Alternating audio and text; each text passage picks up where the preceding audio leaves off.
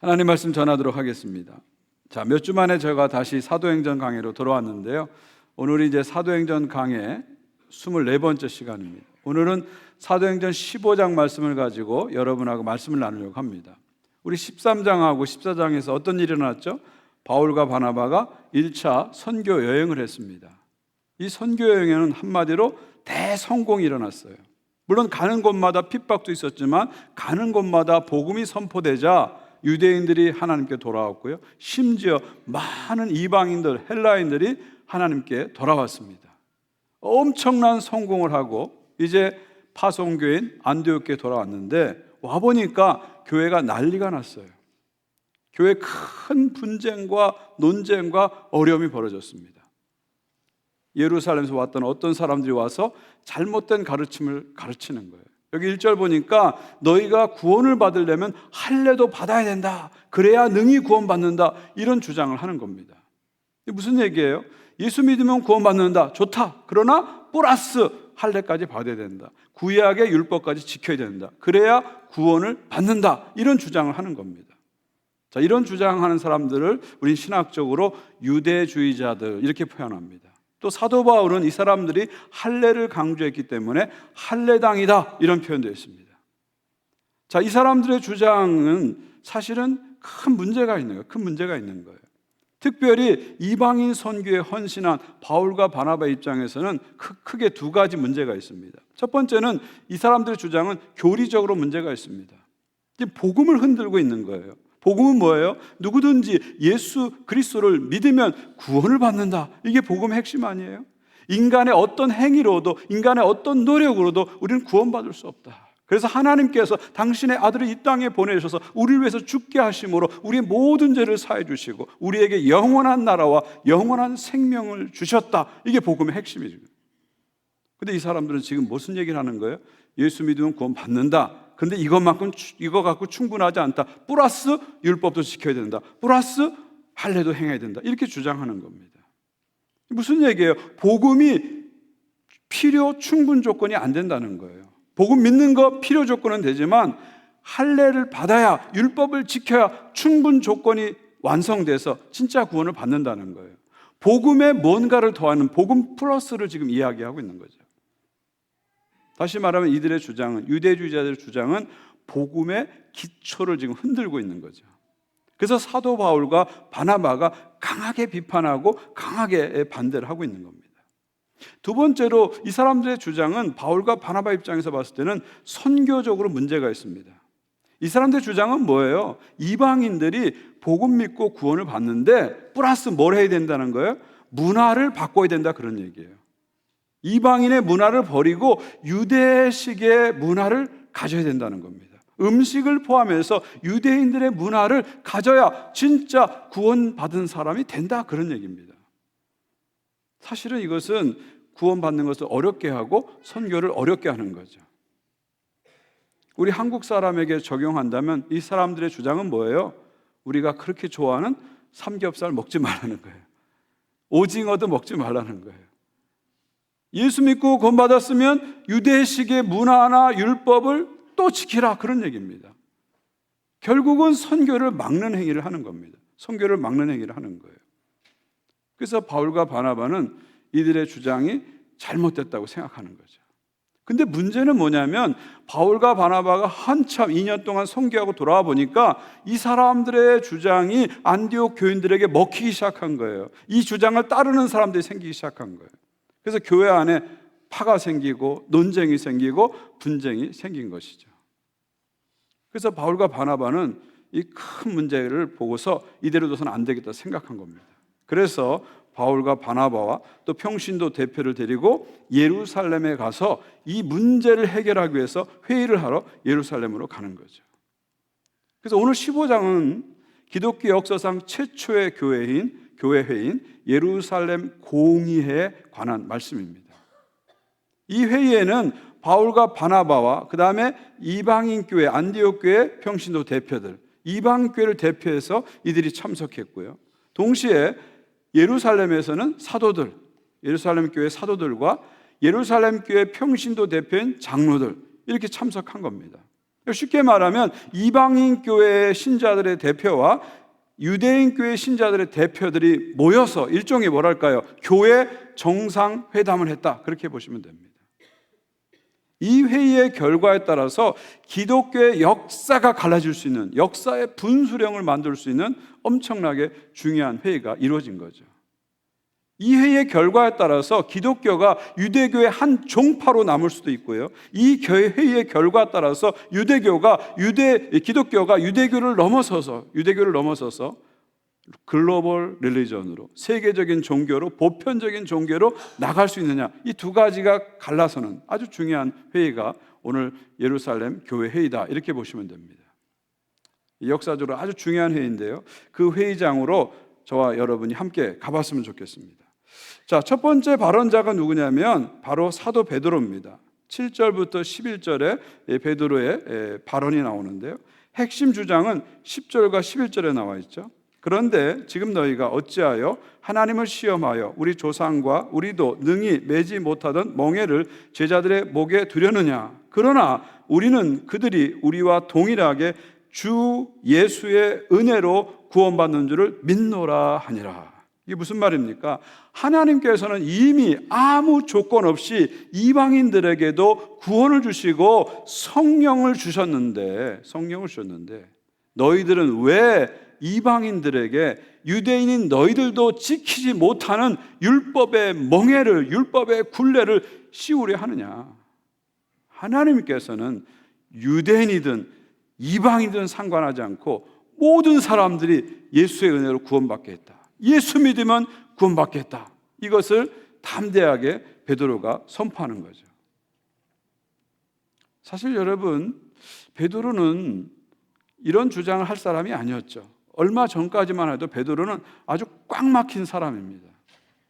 정말 지독한 유대주의자였어요. 지독한 민족주의자였어요. 그래서 유대인만 구원받는다고 그는 철두철미하게 생각했어요. 유대인들은 상대하지 말아야 된다고 그렇게 생각했어요. 그런 베드로가 성령의 역사로 욥바에서 환상을 보죠. 그리고 고넬료를 만납니다. 가이사랴에 가서 고넬료를 만나요. 이방인은 고넬료를 만납니다. 고넬료를 만나보니까 하나님께서 이미 이방인인 고넬료에게 성령을 부으셨고 복음을 허락하시고 구원을 허락하신 거예요. 그거를 보는 순간 베드로의 생각이 바뀐 겁니다. 꽉 막힌 생각이 바뀐 거예요. 똘똘 뭉친 그 민족주의자로 가졌던 편견과 선입견이 와장창 깨어진 겁니다. 깨어진 거예요. 이게 바로 성령의 역사입니다. 성령의 역사입니다. 사실 사도행전에 나오는 사람들은 베드로만 그런 게 아니라 바울도 그렇습니다. 아주 지독한 민족주의자들이었어요. 그러나 그들이 성령을 받게 되자, 성령의 역사 속으로 들어가게 되자 꽉 막혔던 그들이 확 트인 사람으로 바뀌게 되는 겁니다. 확 바뀌게 되는 거예요. 이게 바로 성령의 역사입니다. 여러분, 성령의 사람은요, 배타적인 사람이 되는 게 아니고요, 성령의 사람은 점점점 이타적인 사람이 되는 거예요. 성령의 사람은 꽉 막힌 닫힌 사고를 하는 사람이 아니라 활짝 열린 사고를 하는 사람들입니다. 성령이 함께 하시면 anything possible, 모든 게 가능하다, 이런 생각으로 활짝 열린 생각을 가진 사람이 바로 성령의 사람이죠. 저는 여러분 모두가 성령의 사람이 되시기를 주님의 이름으로 축원드립니다. 닫힌 사고가 아니라 활짝 열린 사고로 성령님께 활짝 열린 삶을 살아가시기를 주님의 이름으로 축원드립니다. 자, 이렇게 베드로가 발언하고 나서 두 번째 발언자는 누구냐면 바나바와 바울입니다. 12절을 보십시오. 온 무리가 가만히 있어 바나바와 바울이 하나님께서 자기들로 말미암아 이방인 중에서 행하신 표적과 기사에 관하여 말하는 것을 듣더니, 여기 12절 보면 재밌는 거 발견되지 않으세요? 이름의 순서가 바나바, 바울로 되어 있어요. 지금 1차 선교 여행 가운데서 이름 순서가 바뀌었잖아요. 바나바, 바울로 시작했다가 선교 중간에서 바울과 바나바로 이름 순서가 바뀌었어요. 근데 여기 회의에서는 다시 바나바, 바울로 돌아와 있습니다. 이게 무슨 얘기입니까? 선교 현장에서는 역할이 누가 주도권이 있는 거예요? 바울이 주도권이 있으니까 바울과 바나바 한 거예요. 근데 회의 현장에서는 바나바가 믿음의 연륜도 깊고 예루살렘 교회 출신이다 보니까 바나바, 바울 이렇게 하는 겁니다. 그러니까 이름의 순서가 뭐냐면 역할에 따라 그렇게 달리 쓰여지는 거예요. 여러분, 교회에서 누구 이름이 앞에 나가고 뒤에 나가고 하는데 너무 신경 쓰지 마십시오.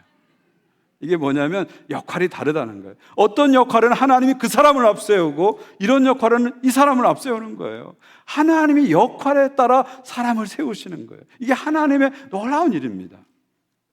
지금 바나바, 바울이라고 이름하면서 나오는데요, 바나바, 바울이 무슨 얘기를 합니까?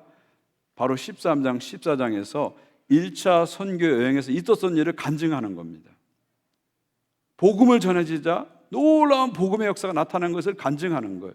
성령께서 함께 하시자 놀라운 치유와 귀신이 쫓겨나는 기적의 역사가 나타나는 것을 지금 보여주고 있는 거예요. 간증하고 있는 거예요. 이 간증이 이루어지자 예루살렘 교회의 회의 분위기가 완전히 달라지는 겁니다. 선교 현장의 소리가 회의장으로 들어오게 되니까 회의 분위기가 완전히 달라지는 거예요. 완전히 달라지는 거예요. 예루살렘의 이 교회 회의는, 교회 역사상 첫 교회 회의는 현장의 소리를 듣는 회의였다. 여기를 우리가 주목할 필요가 있어요. 현장의 소리를 듣는 거예요. 여러분, 모든 회의는 현장의 소리를 들어야 바른 결정을 할 수 있는 겁니다. 현장의 소리가 들리지 않는 회의, 그런 회의를 뭐라고 하죠? 내자로 뭐라 그러죠? 아세요? 탁상공론. 들어보셨죠? 현장의 소리가 안 들리고 테이블에서 자기들끼리 막 떠드는 것을 우리가 탁상공론이라고 그래요. 정부가 어떤 결정을 내릴 때도 탁상공론에서는 안 됩니다. 교회가 어떤 결정 내릴 때도 탁상공론에서는 안 돼요. 항상 현장의 소리가, 현장의 생생한 소리가 회의장 안으로 들어와야 바른 결정할 수 있어요. 힘 있는 결정할 수 있어요. 예루살렘 교회는 바로 그런 결정을 건강하게 해나가고 있는 것이죠. 자, 그리고 이제 마지막으로 세 번째로 야고보가 발언하는데요, 이 13절부터 21절까지 야고보의 발언이 나옵니다. 여러분, 여기서 야고보는 12사도 중에 야고보를 말하는 거 아니죠. 그 12사 중에 야고보는 이미 12장에서 순교를 당했어요. 첫 순교자로 순교를 당했어요. 제자 중에 첫 순교자로 야고보는 이미 순교를 당했어요. 여기서 말하는 야고보는 예수님의 동생 야고보를 말합니다. 베드로 이후에 이 예수님의 동생 야고보가 예루살렘 교회 수장이 됩니다. 요즘으로 하면 예루살렘 교회 당회장이 되는 거죠. 더 확대해서 얘기하면 전체 교회를 통괄하는 교회의 총회장이다, 이렇게 보시면 됩니다. 자, 마지막으로 이 야고보가 최종 결론을 내리면서 이렇게 발언합니다. 19절을 보십시오. 그러므로 내 의견에는 이방인 중에서 하나님께로 돌아오는 자들을 괴롭게 하지 말고. 자, 그러므로 이건 뭐예요? 지금까지 많은 얘기가 회의장에서 오갔을 겁니다. 아마 몇 시간 회의를 했을 거예요. 그러면서 마지막 최종적으로 야고보 사도가 그러므로 하면서 이제 결론을 내리는 겁니다. 자, 결론은 뭐예요? 주님께로 돌아와서 구원받은 이방인들을 더 이상 괴롭게 하지 말라는 거예요. 하나님은 이미 그들을 예수님의 은혜로 하나님의 자녀로 받으셨고 다 용서하시고 다 수용하셨는데, 인간이 거기다가 율법의 멍에를 치고 할례 받으라 하면서 괴롭히지 말라는 겁니다. 하나님이 하신 일에 토달지 말라는 거예요. 하나님이 이미 하셨는데 왜 인간이 그 구원을 뭐라고 하고 그 구원에 대해서 말을 하냐, 그런 얘기죠. 괴롭게 하지 말라는 거예요. 자, 그러면서 한 가지 조건을 붙입니다. 20절 보십시오. 다만 우상의 더러운 것과 음행과 목매어 죽인 것과 피를 멀리하라고 편지하는 것이 옳으니. 자, 이방인 신자들에 대해서 율법에서 자유케 하라는 거예요. 더 이상 괴롭히지 말라는 거예요. 그런데 한 가지 조건이 있어요. 적어도 요 네 가지만은, 그래도 이방인 신자가 율법이 요구하는 요 네 가지만은 꼭 지켜달라, 그렇게 결정을 하고 그걸 문서로 만들어서 각 교회에 편지하자, 이게 옳다 하고 이렇게 주장을 하는 겁니다. 자, 이 네 가지가 뭡니까? 첫 번째가 뭐죠? 우상의 더러운 것이라 했어요. 우상의 더러운 것은 우상 숭배와 우상의 제물을 얘기하는 거죠. 여기에 우리 참여하지 말라는 겁니다. 두 번째가 음행입니다. 음행은 뭐죠? 성적인 부도덕, 섹슈얼 인모랄리티. 성적인 부도덕을 얘기합니다. 성적인 부도덕을 얘기해요. 근데 당시의 음행은 뭐하고 연결되어 있어요? 우상 숭배하고 연결되어 있어요. 왜냐하면 신전에서 이 음행이 자행됐기 때문에 우상 숭배에 아주 밀접하게 연결되어 있습니다. 그 다음에 세 번째가 목매어 죽인 것이고, 네 번째가 피입니다. 자, 율법에서는요, 피는 생명이라고 그랬어요. 그래서 고기를 먹을 때 절대로 피채 먹어서는 안 돼요. 우리 선지해장국 먹으면 안 되죠. 피채 먹으면 안 되는, 피채 먹으면 안 되는 거예요. 그리고 목매어 죽인 것은 피가 이미 몸 안에 굳어 있기 때문에 목매어 죽은 짐승을 먹어서는 안 된다는 겁니다. 이게 무슨 얘기냐면 이 네 가지는 유대인들이 끔찍하게 싫어한 네 가지입니다. 그러니까 이방인 신자라고 하더라도 율법에서 자유하는 거예요. 그렇지만 유대인들이 끔찍하게 싫어하는 요 네 가지만은 절대 하지 말자, 이렇게 정해서 공문을 보내자, 이렇게 야고보가 얘기하는 겁니다. 유대인들을 배려해서 요 네 가지, 유대인들이 싫어하는 네 가지, 쉽게 말하면 이 네 가지 싸가지 없는 짓 하지 말자, 그런 얘기예요. 유대인들이 싫어하는 이 싸가지 없는 이 행동만은 적어도 하지 말자, 그런 얘기입니다. 네 가지 하지 말자는 거예요. 그럼 왜 사도 야고보는 이 네 가지를 꼭 하지 말자고 이방인 신자들이 얘기했을까요? 그 이유가 21절에 나오죠. 21절 보십시오. 이는 예로부터 각성에서 모세를 전한 자가 있어 안식일마다 회당에서 그 글을 읽음이라 하더라. 무슨 얘기입니까? 지금도 모세 율법을 유대인들은 너무너무 중요하게 생각하고 그 율법을 읽으면서 지금도 신앙생활을 하고 있다는 거예요. 그러니까 유대인들과 교제하기 위해서, 유대인들을 전도하기 위해서, 유대인들에게 접근하기 위해서 적어도 이방인 교회일지라도, 이방인 신자일지라도 적어도 유대인들이 끔찍이 싫어하는 이 네 가지, 미니멈 리콰이먼트로 이 네 가지만은 지켜달라, 그런 얘기죠. 결국 무슨 얘기예요? 유대인도 배려해달라는 거죠. 유대인도 배려해달라는 거예요. 이방인을 더 이상 율법으로 괴롭게 하지 말라, 이방인을 배려해 주는 거죠. 그러나 이 네 가지를 지켜서 유대인들을 시험에 들게 하지 말라, 유대인도 배려하는 거죠. 결국 예루살렘 교회 회의의 최종 결정은 이방인도 배려하고 유대인도 배려하라는 거죠.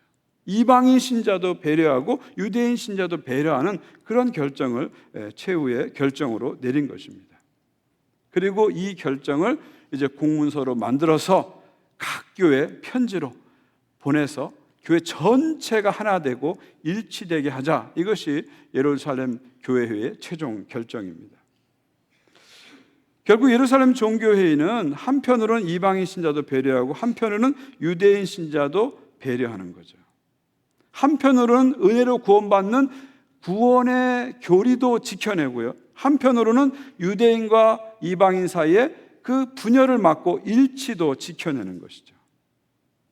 무엇보다도 예루살렘 교회에는 복음을 지켜낸 거예요. 복음을 지켜낸 겁니다. 하나님께서 인간 스스로 구원할 수 없기 때문에 하나님께서 당신의 아들을 보내셔서 십자가에 죽게 하심으로 우리를 구원하셨습니다. 누구든지 예수 믿으면 영생을 얻고, 누구든지 예수 믿으면 죄 사함 받고, 누구든지 예수 믿으면 하나님의 자녀가 되고, 누구든지 예수 믿으면 하나님 나라로 들어가는 거예요. 할렐루야. 이게 바로 복음이에요. 이게 복음이에요. 이 복음에 인간이 손을 대서는 안 됩니다. 이 복음에 플러스 알파를 절대 해서는 안 됩니다. 복음이면 충분한 거예요. 예수면 충분한 거예요. 더 이상 필요가 없습니다. 오직 하나님의 은혜로, 십자가에 나타난 하나님의 은혜로, 예수 그리스도의 복음의 은혜로 우리는 구원받는 거예요. 지금 교회 역사 첫 회인 예루살렘 교회 회의는 이거를 지켜낸 거예요. 확정하고 지켜낸 겁니다. 동시에 예루살렘 교회에는 교회 일치도 지켜낸 거예요. 지금 잘못 결정하면 이방인 교회, 유대인 교회가 갈라서게 됐는데 이것을 서로 배려해 줌으로써 교회 일치도 지켜낸 거죠. 한편으로는 다르게 말하면 복음이 변질되는 것도 막고, 다른 한편으로는 교회가 분열된 것도 막는 회의가 된 것이죠. 다르게 말하면 진리도 승리하는 회의를 만든 것이고 사랑도 승리하는 회의를 만든 것입니다. 진리도 승리하고 사랑도 승리하는, 윈윈하는 그런 회의가 교회 역사상 첫 회의인 예루살렘 교회 회의다, 이렇게 말씀드릴 수 있죠. 그리고 이 회의는 앞으로 있을 모든 교회 회의가 따라야 할 모범이다. 저는 그렇게 생각합니다. 여러분, 교회에서 어떤 결정을 할 때 항상 우리는 이 두 가지를 지켜내야 됩니다. 복음의 본질도 지켜내야 돼요. 동시에 교회의 하나됨, 일치도 지켜내야 됩니다. 우리는 진리를 반드시 사수하고 지켜내야 돼요. 그렇다고 해서 사랑을 잊어버리면 안 됩니다. 사랑을 잊어버려서는 안 돼요. 교회 회의에는 능률도 중요합니다. 근데 더 중요한 건 국률이에요. 국률을 잊지 마셔야 돼요. 이것이 모든 회의가 따라야 할 모범이다, 이렇게 생각합니다. 저는 우리 교회 모든 회의 가운데 진리도 승리하고 사랑도 승리하는 그런 역사가 있기를 주님의 이름으로 축원드립니다. 여러분, 교회는 인간들의 모임이잖아요. 저도 인간이고 여러분 다 인간입니다. 인간들의 모임이기 때문에 교회는 항상 다양한 의견이 있어요. 다양한 의견이 있다는 건 뭐예요? 갈등이 있을 수밖에 없다는 거예요. 지금 초대교회는 성령 충만한 교회인데도 의견이 달라지고 갈등이 생기고 분열할 뻔한 그런 위기를 겪고 있잖아요. 여러분, 세상에 갈등 없는 교회는 없습니다. 갈등 없는 교회는 없어요. 만약에 갈등 없는 교회가 있다면 둘 중 하나입니다. 하나는 독재적인 교회. 정말 공산당처럼 한 소리만 나오는 독재적인 교회는 절대로 갈등이 없어요. 또 하나는 교인들이 교회에 전혀 관심이 없어요. 그런 교회는 갈등이 없어요. 그러나 교회가 뭔가 일을 하려고 하면, 교회가 뭔가 좋은 변화를 추구하려고 하면 반드시 갈등이 있어요. 그건 좋은 거예요. 그건 나쁜 게 아닙니다. 아무것도 안 하면 아무 일도 일어나지 않아요. 그러나 뭔가 좋은 일을 하려고 하고 선한 일을 하려고 하고 좋은 변화를 주려고 하면 다양한 의견이 있고 갈등이 있는 거예요. 건강한 교회는 갈등이 없는 교회가 아니라 갈등을 지혜롭게 은혜롭게 해결하는 교회예요. 풀어가는 교회예요. 그게 건강한 교회입니다. 건강한 교회예요. 그래서 교회 안에 여러 가지 회의가 있는 겁니다. 당회도 있고 재직회도 있고 공동회의도 있고 여러 가지 회의가 있는 거예요. 하나님은 교회가 이런 회의를 통해서 갈등을 지혜롭게 은혜롭게 해결하기 원하세요. 갈등이 없는 교회를 원하시는 게 아니라 갈등이 있지만 그 갈등을 잘 풀어가서 영적인 시너지를 만들어내는 그런 교회를 원하시는 것입니다.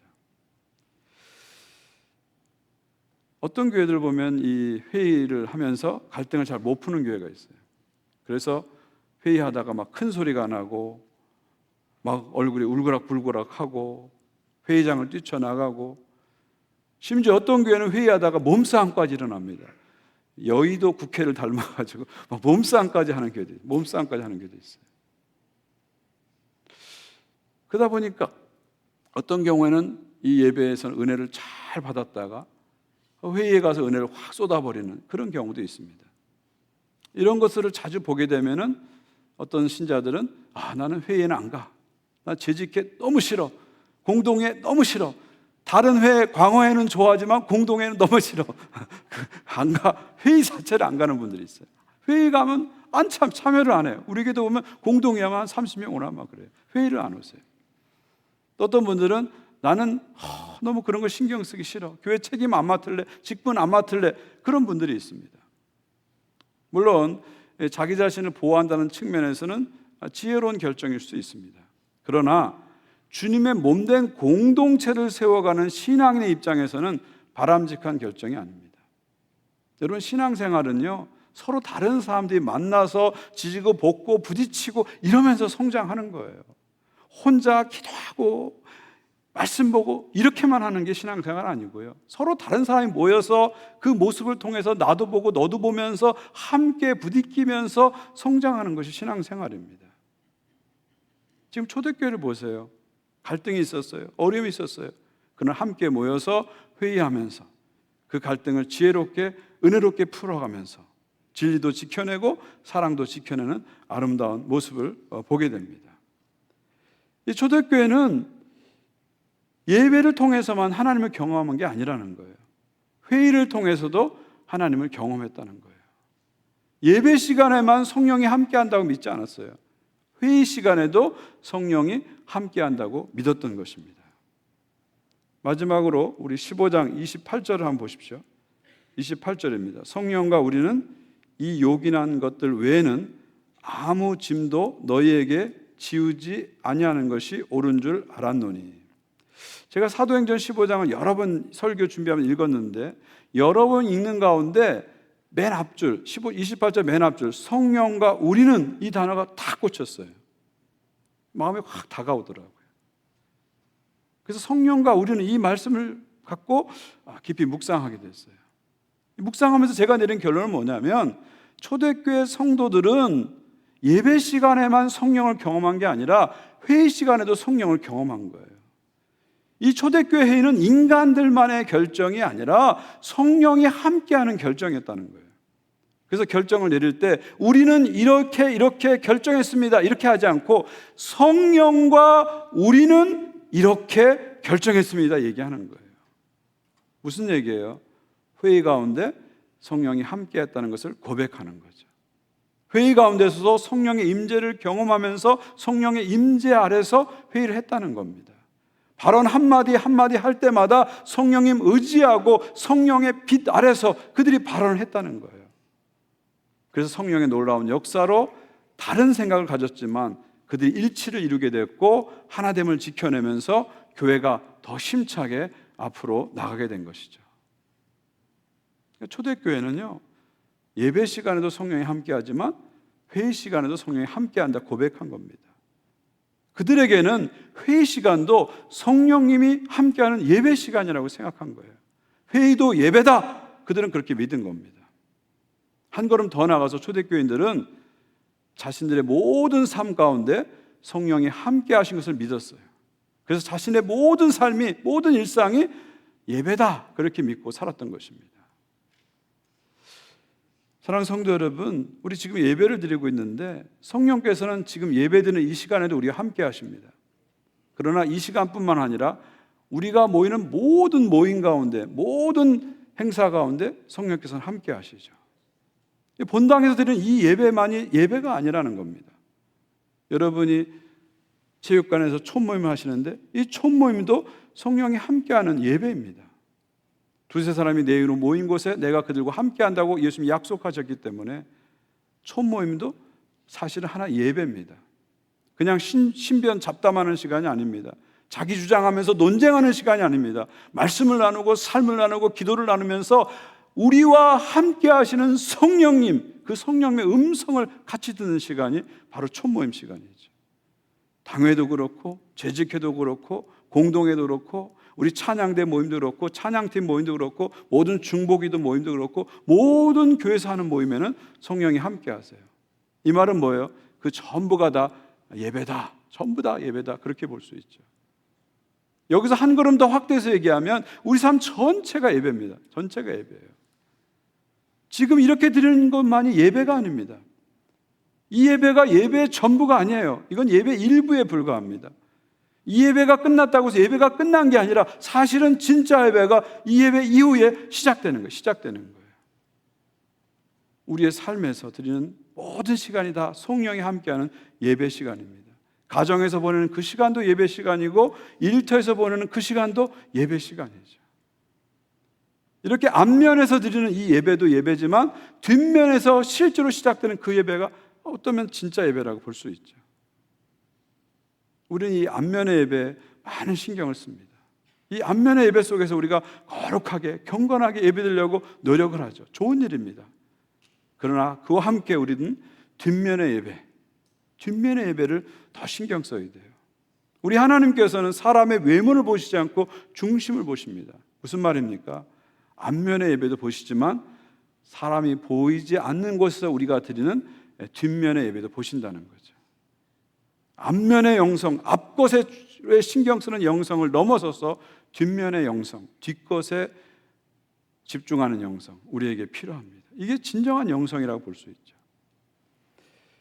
리전트 칼리지에서, 밴쿠버 리전트 칼리지에서 신학을 가르치는 제임스 휴스턴 교수는 이런 말을 했습니다.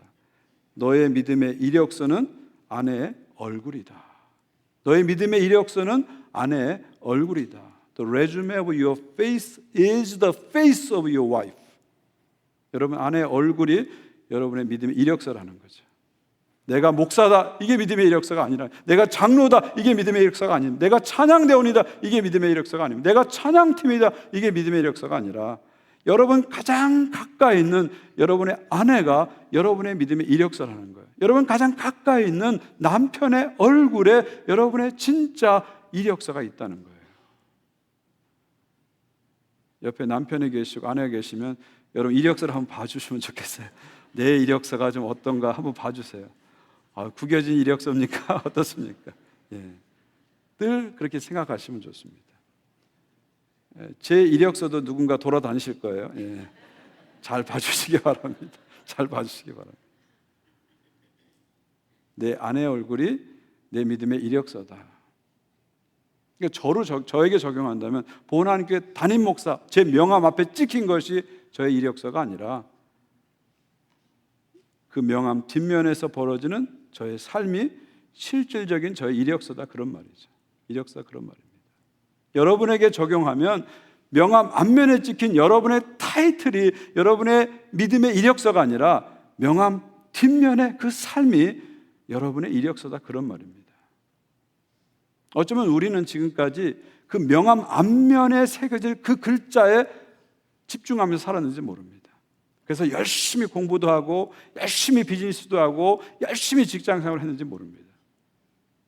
그러나 중심을 보신 하나님은 명함 앞면의 타이틀보다는 명함 뒷면에 우리의 삶을 더 관심 있게 보실 수 있습니다. 보실 수 있어요. 이것이 진정한 영성의 시작이다, 그런 생각을 해봅니다. 오늘 말씀 속에서 선포된 진리, 회의도 예배다, 일상도 예배다, 늘 기억하시면서 언제 어디서든지 성령님과 동행하시는 여러분 모두가 되시기를 주님의 이름으로 축원드립니다.